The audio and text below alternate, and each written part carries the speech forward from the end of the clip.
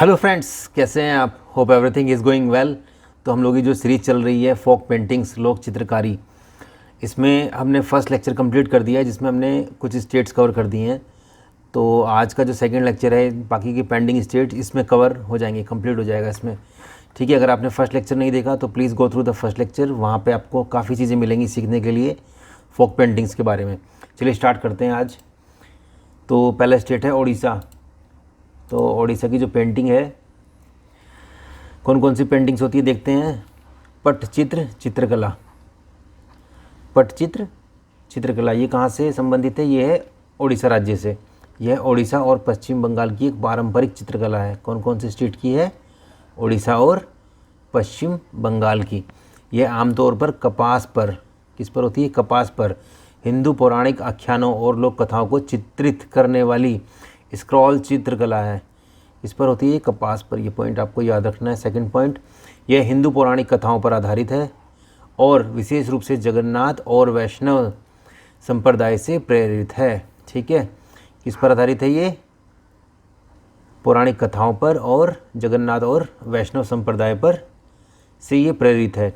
ठीक है, ओडिशा पट्टचित्र राधा कृष्ण का चित्रण करता है और पश्चिम बंगाल पट्टचित्र देवी दुर्गा का चित्रण करता है। ठीक है, ये भी पॉइंट आपको, फिफ्थ पॉइंट इसका याद रखना है कि ओडिशा जो पट्टचित्र है वो राधा कृष्ण का चित्रण करता है और पश्चिम बंगाल पट्टचित्र देवी दुर्गा का चित्रण करता है। ठीक है फ्रेंड्स, चलिए नेक्स्ट पे चलते हैं। नेक्स्ट पेंटिंग है सोरा चित्रकला।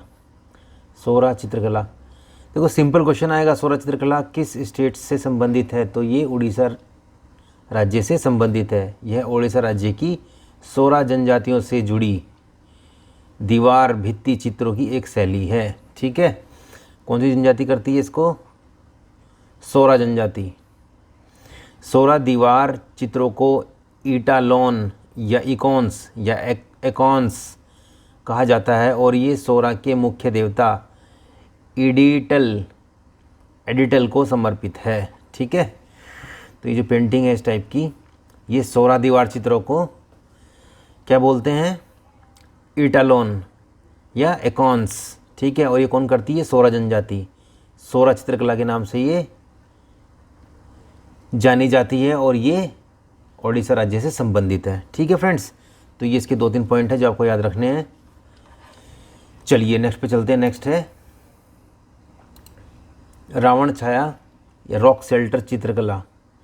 रावण छाया रॉक शेल्टर चित्रकला, ये कौन से राज्य से संबंधित है? ये भी ओडिशा राज्य से संबंधित है और प्राचीन भित्ति चित्रों में से एक रॉक शेल्टर पर आधी खुली छतरी की तरह दिखाई देती है। ठीक है, इस तरह की ये जो है पेंटिंग दिखाई देती है, इसको बोलते हैं रावण छाया रॉक शेल्टर चित्रकला। ठीक है, चलिए नेक्स्ट पे चलते हैं। नेक्स्ट ओडिशा की और देख लेते हैं कौन कौन सी चित्रकलाएँ हैं। एक है चित्रापोथी, एक है संथाल भित्ति चित्रकला। ठीक है, ये तीनों भी कहाँ से बिलोंग करती हैं? कौन से राज्य से संबंधित हैं? ओडिशा राज्य से ये संबंधित है। चित्रापोथी, संथाल और भित्ति चित्र। चलिए नेक्स्ट स्टेट है राजस्थान। राजस्थान की देख लेते हैं कौन कौन सी पेंटिंग्स हैं। ठीक है, फड़ चित्रकारी। फड़ चित्रकारी ये राजस्थान से संबंधित है। राजस्थान में प्रचलित धार्मिक पट्टचित्र और लोक चित्रकला की एक शैली है। धार्मिक पट्टचित्र और लोक चित्रकला की एक शैली है फड़ चित्रकारी। ठीक है, फड़ एक प्रकार की पट्टचित्र है जो स्थानीय देवी देवताओं की विस्तृत धार्मिक कथाएं सुनाती हैं। देखिए इस टाइप की होती है। ठीक है, पट्टचित्र है ये जिसमें देवी देवताओं की एक कहानी सुनाती है।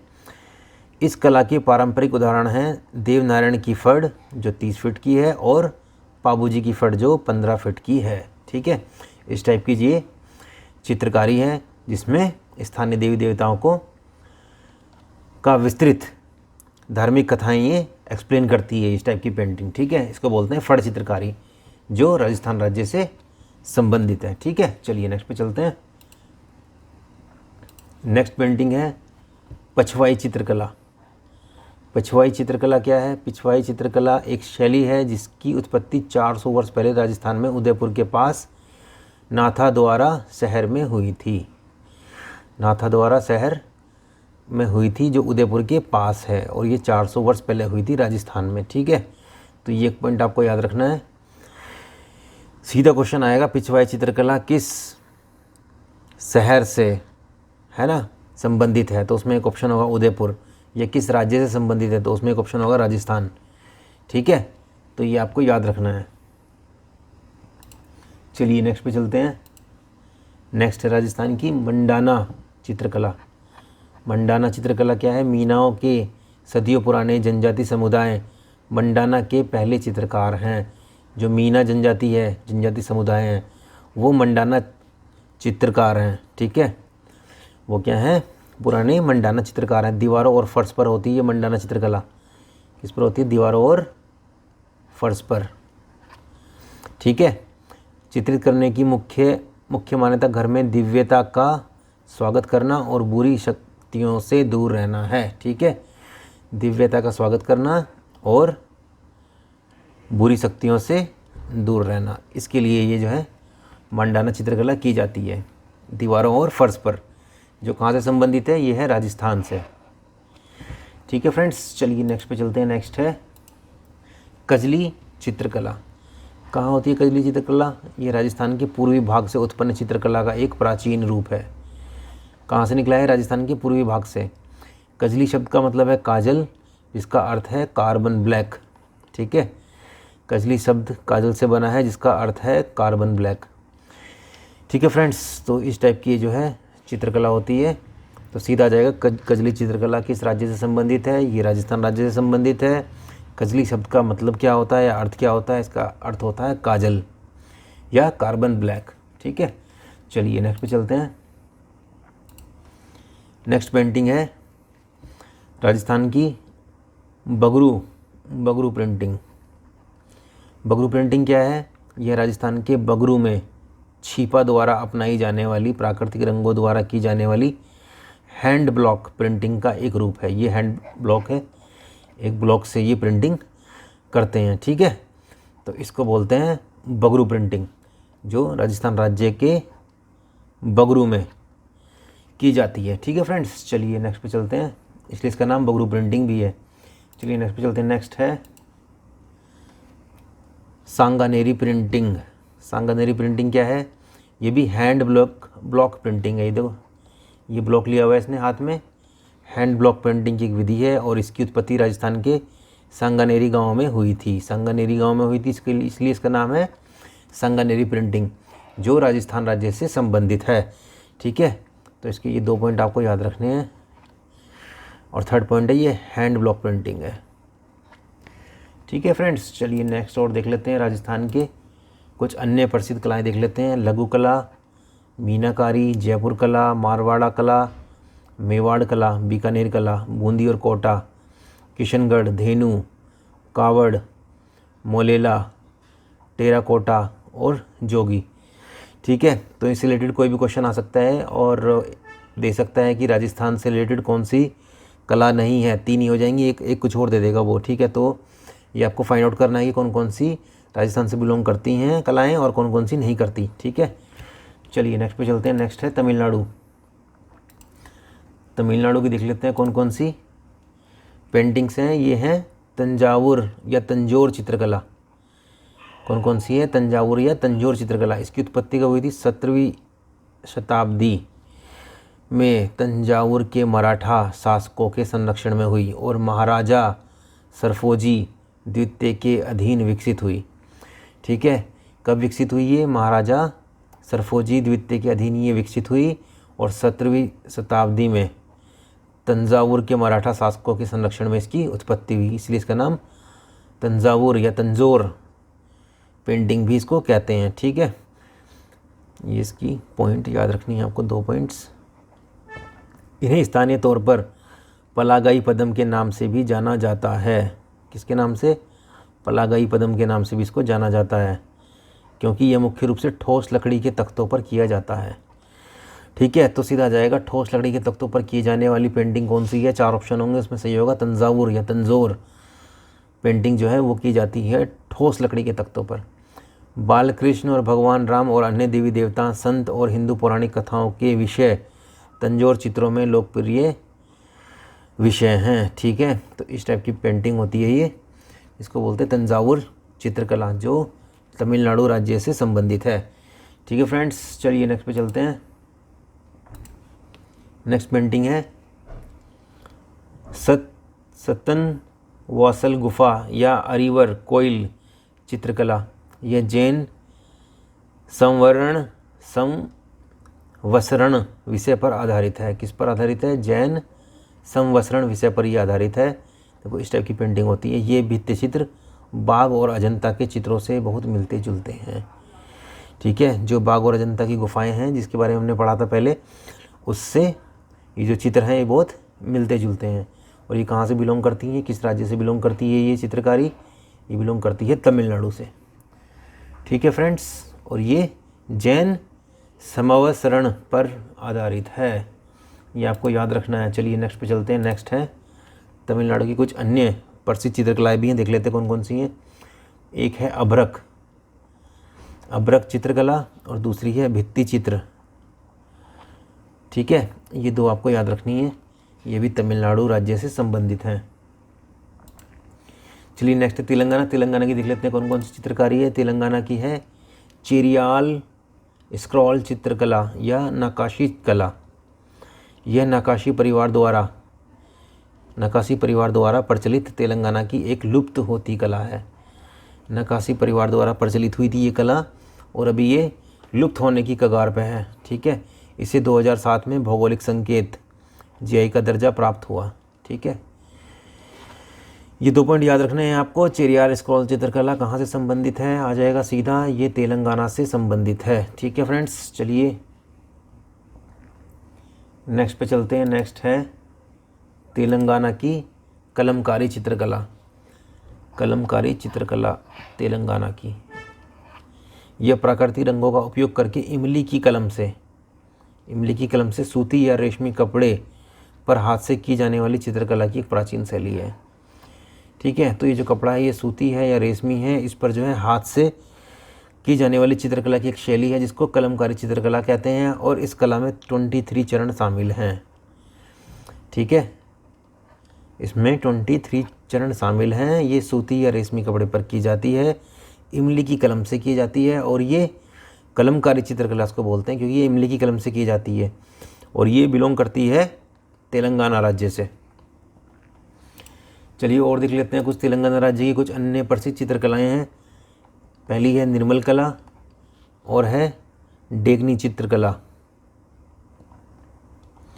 ठीक है, आपको याद रखना है डेगनी चित्रकला किस राज्य से संबंधित है, तो सीधा आंसर तेलंगाना। यह निर्मल कला किस राज्य से संबंधित है?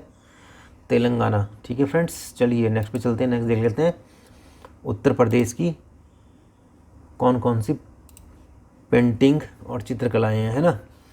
तो यहाँ पे है चिकनकारी कढ़ाई। कौन सी है? चिकनकारी कढ़ाई। यह लखनऊ उत्तर प्रदेश की एक कला है। कहाँ की है? लखनऊ की। चिकनकारी कढ़ाई लखनऊ की है और उत्तर प्रदेश राज्य से बिलोंग करती है, उत्तर प्रदेश राज्य से संबंधित है। यह लखनऊ चिकन या लखनऊ चिकनकारी या चिकन कढ़ाई के नाम से भी लोकप्रिय है। ठीक है, तो फ्रेंड्स सीधा क्वेश्चन आ जाएगा चिकनकारी कढ़ाई किस राज्य से संबंधित है। 4 ऑप्शन होंगे, उसमें जो सही होगा वो उत्तर प्रदेश होगा या फिर शहर का नाम हो जाएगा। ठीक है, तो सही होगा लखनऊ होगा। ठीक है, ऐसा माना जाता है कि जहांगीर की पत्नी नूरजहां ने इस कढ़ाई की शुरुआत की थी। ठीक है, ये पॉइंट आप याद रखिएगा। पहला पॉइंट कि जहांगीर की पत्नी नूरजहां ने इस कढ़ाई की शुरुआत की थी। इसको जो बोलते हैं, क्या बोलते हैं? लखनऊ चिकन या लखनऊ चिकनकारी या चिकन कढ़ाई के नाम से भी जाना जाता है और ये लखनऊ उत्तर प्रदेश की एक कला है। ठीक है, ये 3 पॉइंट आप इसमें याद रखिएगा। चलिए नेक्स्ट पे चलते हैं। नेक्स्ट देख लेते हैं और कौन सी उत्तर प्रदेश की पेंटिंग्स। एक है सांझी। ठीक है, सांझी, और एक है लघु कला। ठीक है फ्रेंड्स, तो ये 2 भी आप याद रखिएगा। सीधा जाएगा सांझी या लघु कला किस राज्य से संबंधित हैं। ठीक है, चलिए नेक्स्ट पे चलते हैं। नेक्स्ट है पश्चिम बंगाल। उसकी देख लेते हैं कौन कौन सी फोक पेंटिंग्स हैं। तो पश्चिम बंगाल की है काली घाट चित्रकला। यह पश्चिम बंगाल की लोक चित्रकला है। इसकी उत्पत्ति काली घाट काली मंदिर जो कोलकाता में है के आसपास हुई थी। ठीक है, काली घाट काली मंदिर के आसपास हुई थी, इसीलिए इसका नाम जो है काली घाट चित्रकला है और ये पश्चिम बंगाल से संबंधित है। ये 2 पॉइंट आप इसको याद रखिएगा। और पश्चिम बंगाल में कहाँ पे? कलकत्ता। ठीक है फ्रेंड्स, तो ये 3 पॉइंट इसमें आप याद रखिएगा। चलिए नेक्स्ट देख लेते हैं पश्चिम बंगाल की और कौन सी फोक पेंटिंग है। ये नेक्स्ट है पटुआ कला। पटुआ कला यह चित्रकला पैड्स या स्क्रॉल पर बनाई जाती है।